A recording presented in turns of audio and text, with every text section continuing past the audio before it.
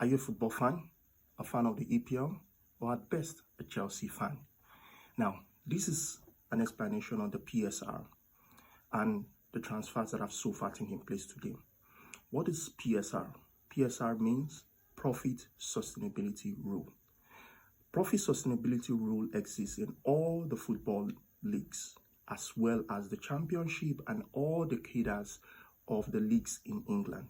Now, for the EPL, a club isn't meant to make a loss of £105 million. 105 million pounds over 3 years.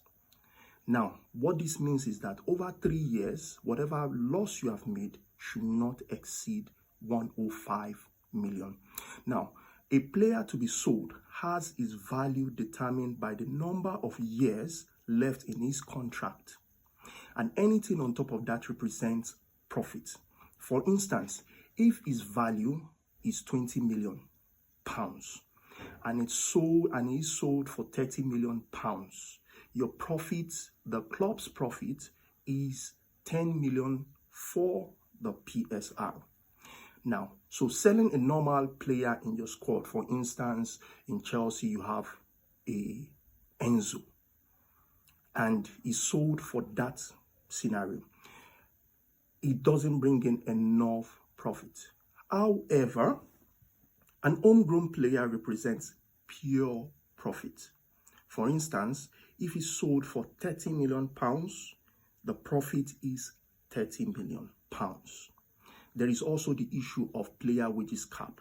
That is a different scenario entirely.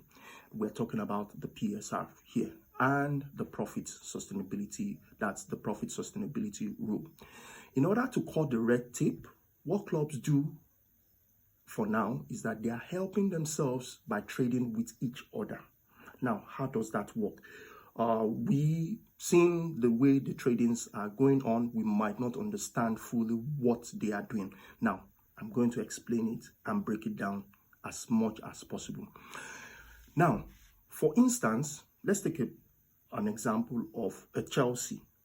Chelsea has Nicholas Jackson, and let's say, for instance, he is sold for 30 million pounds. Remember, Chelsea is trying to have a deal with Newcastle for Alexander Isak. So, for instance, Chelsea wants to sell to Nicholas Jackson to Newcastle for 50 million pounds, and Isak is being traded for 90 million pounds. Ordinarily, you would say that Chelsea is making a loss of 40 million pounds, right? And Newcastle is making a profit of 40 million pounds. Hold on. That's not how it works. Now, PSR rule states that you can spread your sale, or you can spread your sale over, you can spread your buy-ins over a period of time you allocated as contract to that individual player. Now, for instance, you have a Jackson or you have an Isak who is being bought for 90 million pounds and given a contract of 6 years. That means that instead of Chelsea making that payment of 90 million in a particular year, Chelsea instead makes 15 million pounds over 6 years, making a total of 90 million. Remember, Chelsea sold a player for 50 million. So what this means is that Chelsea makes a profit of 35 million pounds in that calendar year. Now, going back to Newcastle, Newcastle sold a player for 90 million, bought a player for 50 million. Perhaps Newcastle decides to give him a contract of 5 years, meaning that Newcastle has spread the sale over 5 years and in that instance, making it 10 million per year. So instead of Newcastle making a profit of 14 million pounds, Newcastle makes a profit of 80 million pounds over the financial year. So this is how the clubs are trying to get over the red tape and doing these transfers among themselves to help themselves. Today is June 30th and today is the financial deadline, year deadline.